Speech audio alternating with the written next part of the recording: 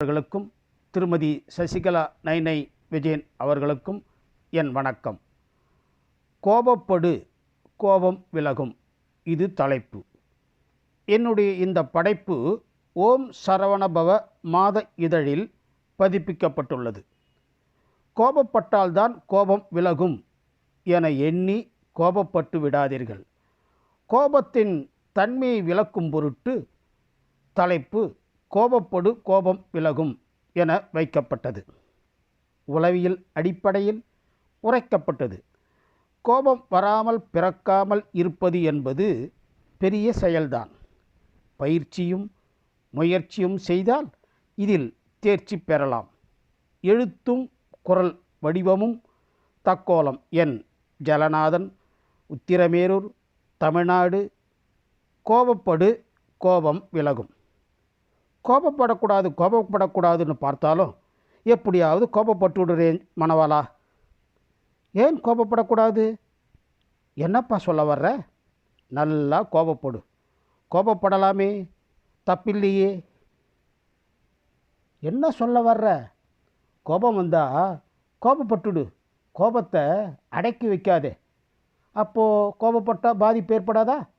நிச்சயமாக உன்னையும் பாதிக்கும். யார் மீது கோபப்படுறையோ அவங்களையும் பாதிக்க செய்யும்.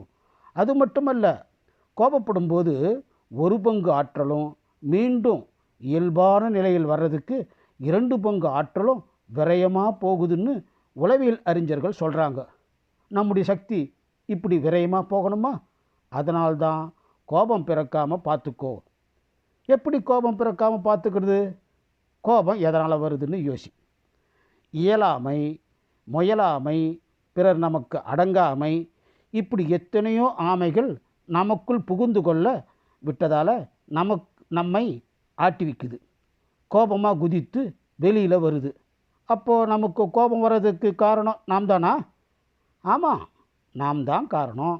உள்மனதில் தேவையில்லாத பல குப்பைகளை பதிவிட்டு அடக்கி வைத்து சமயம் வரும்போதோ சமயத்தை எதிர்பார்த்தோ நம்மை அறியாமல் கோபமாக வெளிப்படச் செய்வது அல்லது செய்ய விட்டு விடுவது எது? யோசித்துப்பார். தேவையில்லாத பல குப்பைகளை பதிவு செய்வதால் தானே. பதிவு செய்யாமல் விட்டுவிட்டால் கோபம் பிறக்குமா? சரியாத்தான் சொல்கிற. நடைமுறைக்கு சாத்தியமா? நிச்சயம் சாத்தியமே. கோபம் வந்தால் கொட்டிடு, அடக்கி வைக்காதே. அடக்க காரணமே இல்லாமல் கோபம் பீரிட்டு மேலே கிளம்பி மிகவும் பாதிக்க வைக்கும்.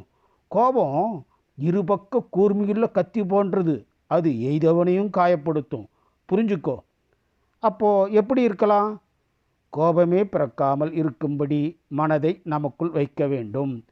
முடியவில்லை என்றால் கோபத்தை நம்முடைய கட்டுப்பாட்டில் இருக்கும்படியாவது வைத்துக்கொள்ள வேண்டும். நல்லவற்றிற்காக, நல்ல மாற்றத்திற்காக கோபமே இல்லாமலும் கோபமே இல்லாமல் கோபமாகவும் இருக்கும்படி பயிற்சி எடுத்துக்கொள்ள வேண்டும். சொல்கிறது சுலபம், அதான் டக்குன்னு கோபம் வருது. வந்த பிறகு யோசித்து என்ன பயன் என்பதை விட வருவதற்கு முன் காத்துக்கொள்ள பயிற்சி எடுத்துக்கொள்ளலாம் இல்லையா? கோபம் வரும்போது கண்ணாடி வைப்பார். நம்ம முகமே விகாரமாய் அருவருப்பாக இருக்கும். மனதை அமைதியாய் தேவையில்லாத எதையும் நுழைய விடாமல் அலைபாயாமல் தெளிவாய் ஒருமுகப்படுத்தி உள்ளேயே உன்னைப்பார். தெளிவாய் இரு, இருந்தும் இல்லாமல் இரு, இல்லாமல் இருந்தும் இரு, உன்னைப்பார்.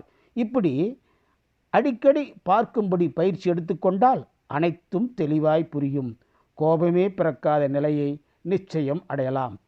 நீ சொல்கிறது நல்லா தான் இருக்குது, எப்படின்னு தான் பயிற்சி எடு, பக்குவம் பெறுவாய். டைம் ஆச்சு, புறப்படலாமா? ஆமாம்ப்பா, போன இடம் வந்த இடம். என் பொண்டாட்டி கோபமாக எரிஞ்சு விடுவா.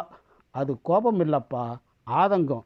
இன்னும் காணலையே என்ற அன்பின் வெளிப்பாடு. புரிஞ்சுக்கோ.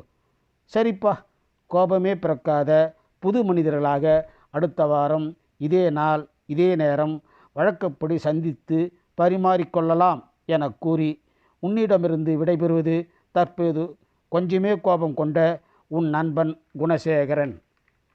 வாய்ப்பளித்த ஜெர்மனி தமிழறி வானொலிக்கு நன்றி, வணக்கம். தக்கோலம் என் ஜலநாதன், உத்திரமேரூர், தமிழ்நாடு, சங்கத்தமிழ் இலக்கிய பூங்கா. ஜெர்மனி தமிழறிவு வானொலிக்கும் நேயர்களுக்கும் திரு நைனை விஜயன் அவர்களுக்கும் திருமதி சசிகலா நைனை விஜயன் அவர்களுக்கும் என் வணக்கம். கோபப்படு, கோபம் விலகும். இது தலைப்பு.